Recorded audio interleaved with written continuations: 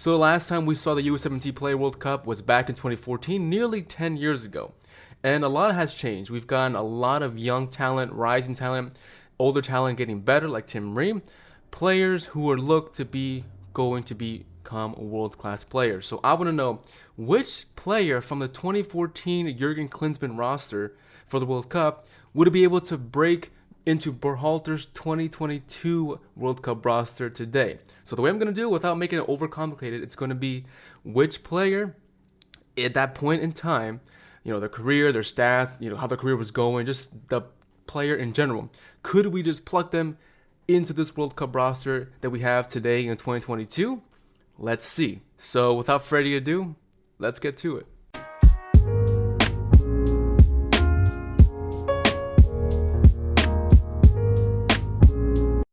Quick shout out, guys, to Oliver New York for these amazing USMNT kits. They've got a variety of interesting designs and logos for a bunch of other kits and jerseys, old retro stuff. I'm definitely going to be buying more from them. I highly suggest you guys go.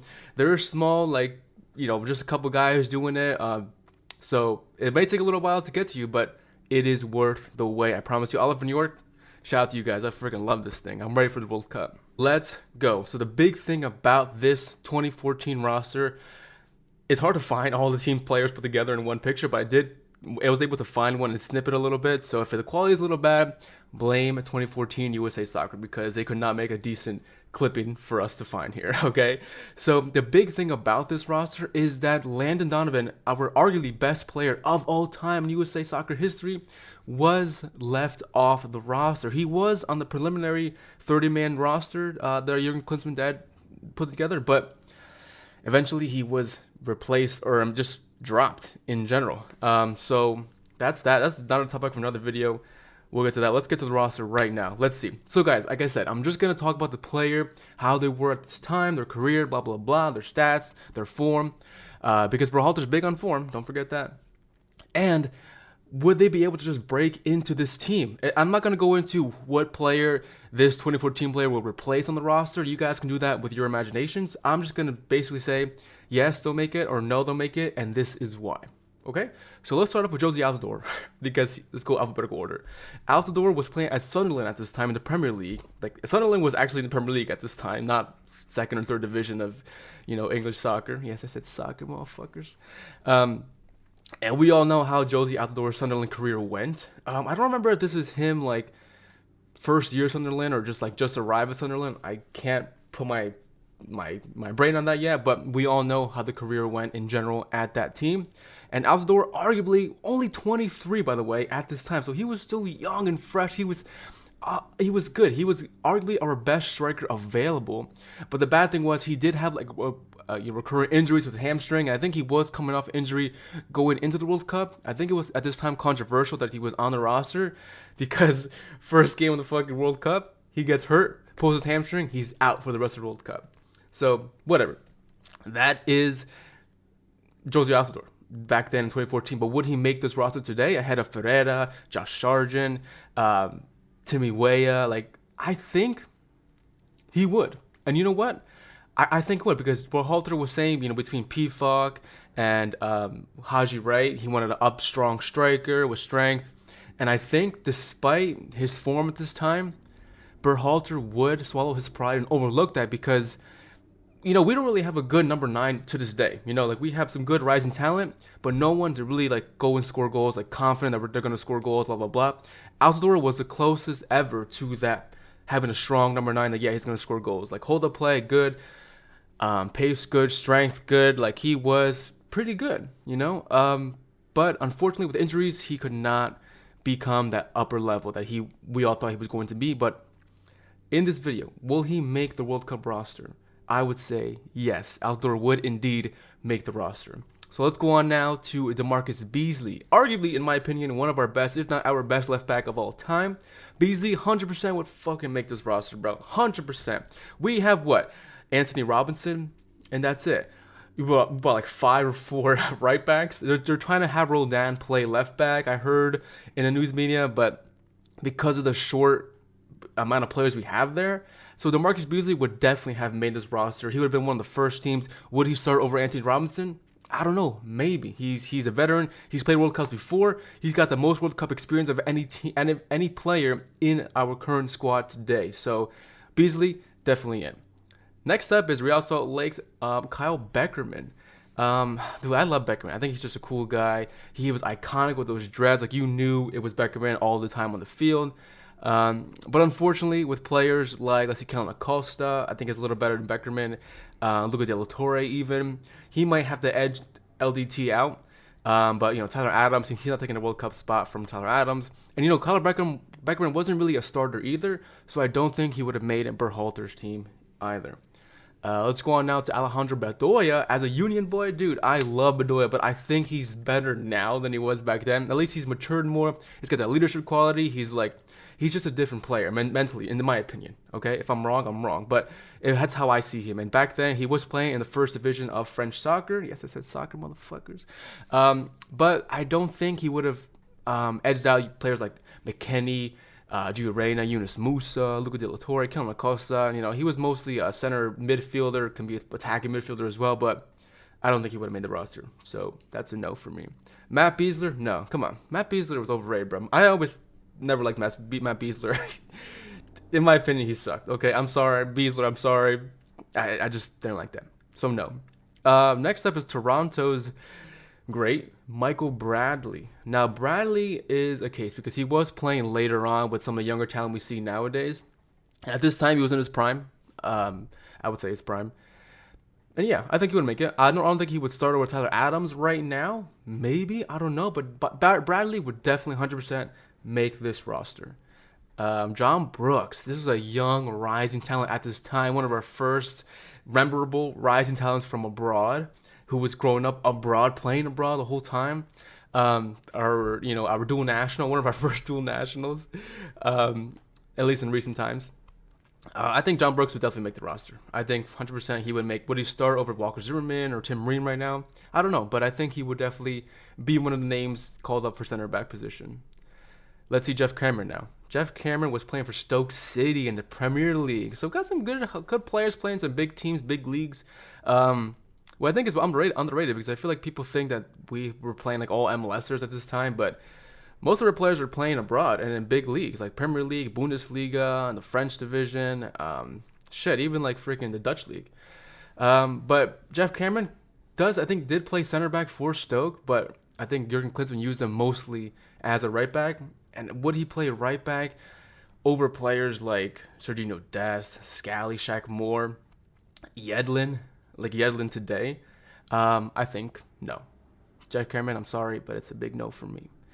Timothy Chandler, another right back, that's going to be a no. He was kind of like up in the air. Would he or would he not be on Jurgen Klinsmann's roster because they had like butted heads in the past? Despite playing in the top division of the Bundesliga, I would say Timothy Chandler, for the same reasons as Jeff Cameron, no. There's just too much depth in right back right now and better players than him, unfortunately, and more versatile as well. So Brad Davis is next, playing for Houston MLS at this time, left midfielder. He was kind of up in age already at that time, but I would say no. You got Pulisic, you got Brandon Aronson, you got Timothy Weah. Who else can play left? Fucking Josh Sargent playing the wing as well. I mean, Morris.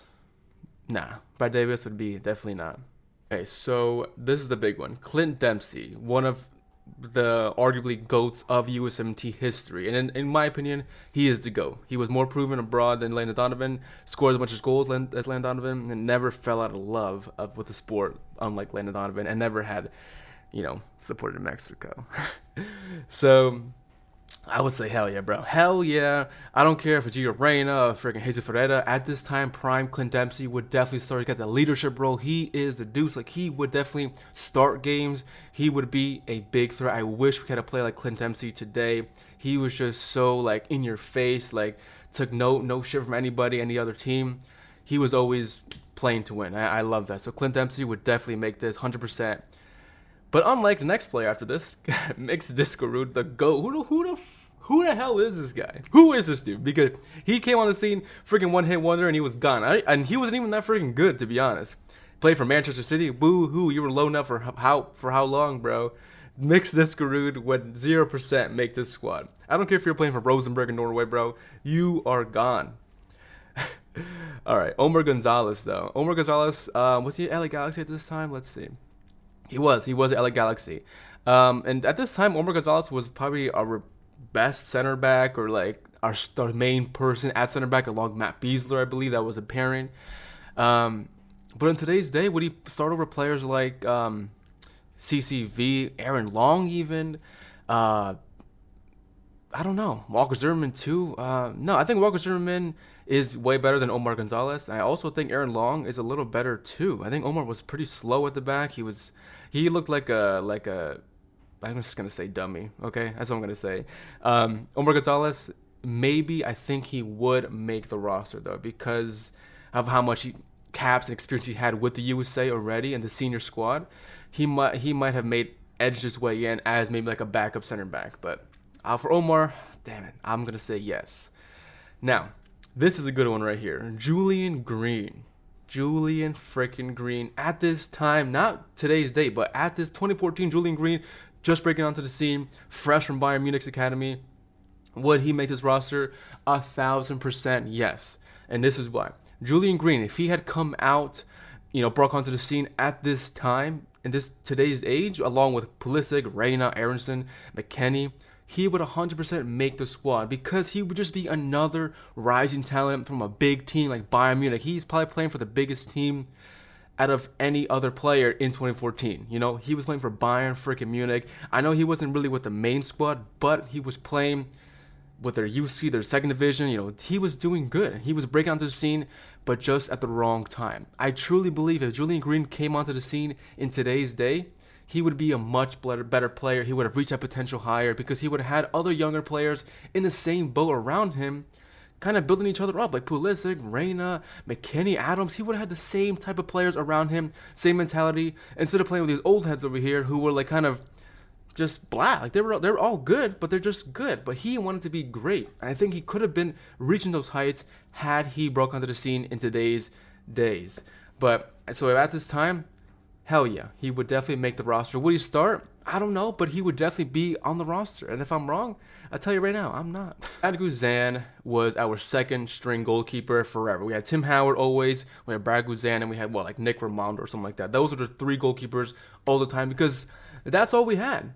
I don't think Sean Johnson was really the kind of goalkeeper he was now. Bill Hamid always had struggles, breaking into the national team, but that was it. We didn't really have anyone else to challenge these top three goalkeepers. That was it. And then once Howard retired, it was always Brad Guzan all the time. And we all know how that went. But Brad Guzan, would he break onto the scene, into this team right now at that current time? 2014 Brad Guzan, would he make it?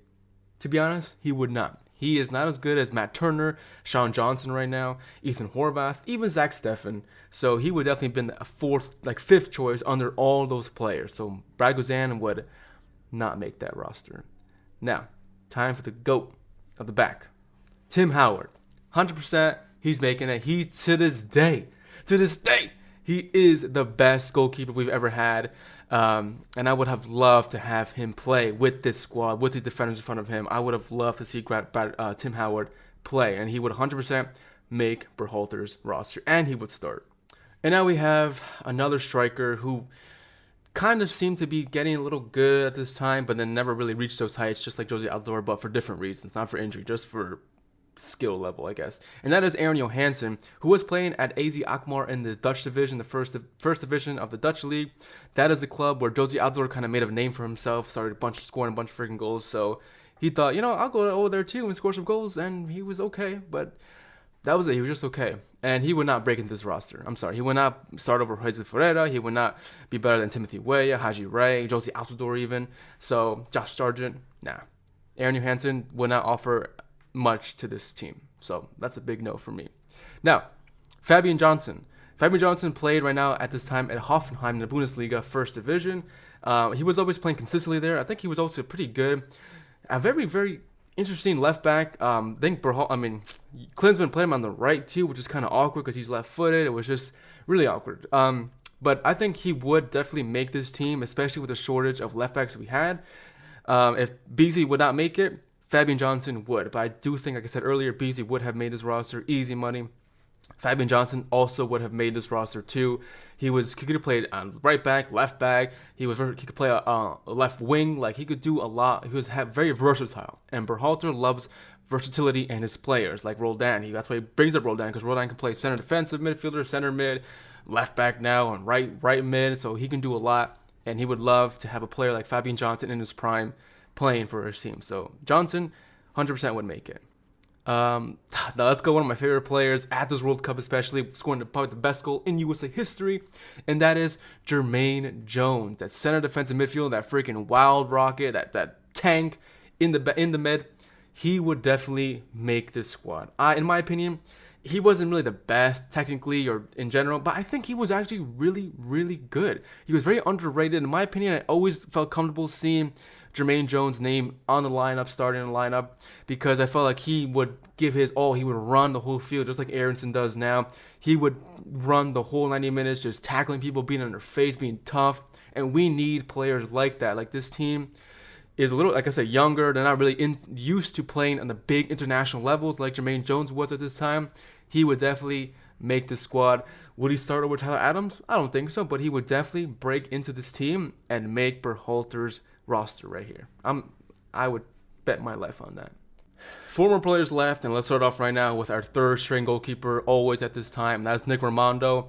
If Brad Guzan would not make this roster, Nick Rimando would also not make it either. I like Nick Rimando, though. He's a cool dude, MLS legend, but he would not make this roster.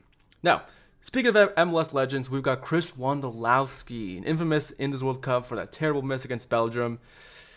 It still haunts me, and I'm sure him to this day. I don't think he was the top goal scorer of all time in MLS at this point in time, but he was scoring goals in MLS just like Jesus Ferreira is. He was proving himself in MLS just like Jesus Ferreira is, and Roldan and Morris. So 100% Wondolowski would have made this roster. He would not maybe be a starter, but he would definitely be an option to fill the roster slot. So I definitely think Wondolowski would win Berhalter over. And you guys know how Berhalter loves his MLS dude. So Wondolowski, 100%. Okay, so now we got a player that is already in the roster, but he also was called up to this past roster as well, just a lot younger. So DeAndre Yellen was another player who kind of broke onto the scene in this World Cup, or at this point in time for the USA Soccer. Played for Seattle Sounders. He was known as a freaking fast, pacey guy. Right back. That's it. He was fast as fuck, and he could run the whole field, and he was young. He was hungry. And I think that DeAndre Yellen right now would definitely make this roster today.